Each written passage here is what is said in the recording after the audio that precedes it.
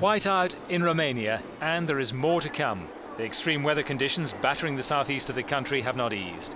In Bucharest, transport links were paralysed, with authorities saying 160 trains were cancelled. Schools have remained shut and over 5,000 power failures have been reported.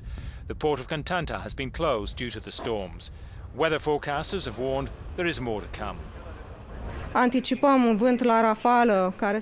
anticipate widespread gales with winds exceeding 80 km per hour and a steady layer of snow forming on top of the existing one, which is over 40 centimetres.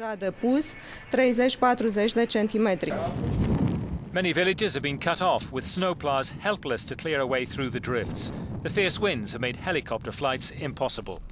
Around 5,000 troops have been drafted in to help.